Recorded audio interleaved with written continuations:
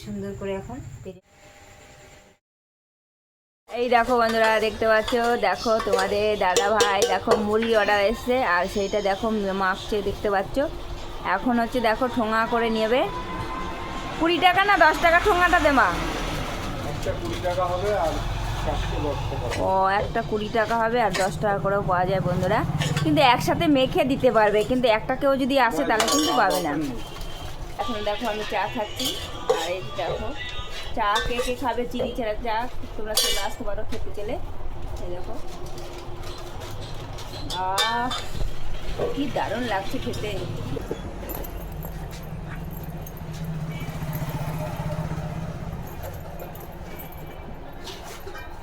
তাহলে চলো যাওয়া যাক। রান্না বসিয়ে দিয়েছি, আর রান্না দেখো অর্ধেক হয়েও গেছে। দেখো কি কি হয়েছে, ভাত হয়েছে, আর এখানে দেখো ছোলার ডাল হয়েছে, দেখতে পাচ্ছ। আর ছোলার ডাল দিয়ে পাট শাক হয়েছে, আর এখানে চাল কুমড়ো ভাজা হবে, আলু ভাজা হবে। যাই হোক বন্ধুরা, এই কারণে আমাকে মানে এখন করতে হচ্ছে।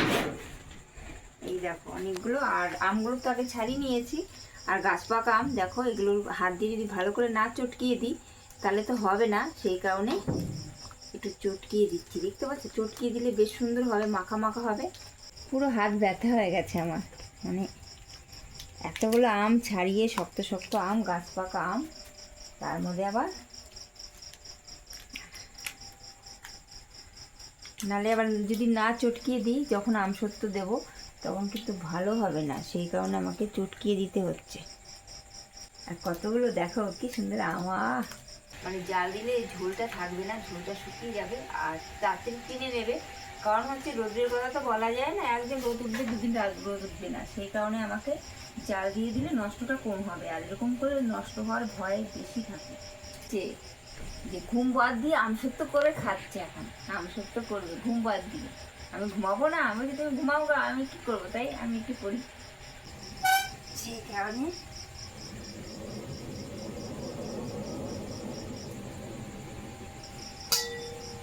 এই খুন্তিটা দিয়ে নাড়বো বেশ সুন্দর করে, এরকম করে।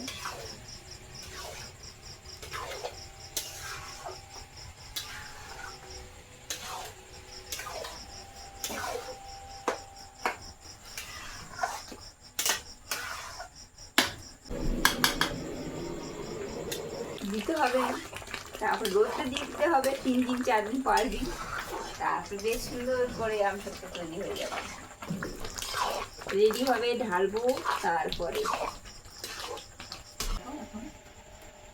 থালার ভিতরে দিয়ে দিচ্ছি বেশ সুন্দর করে।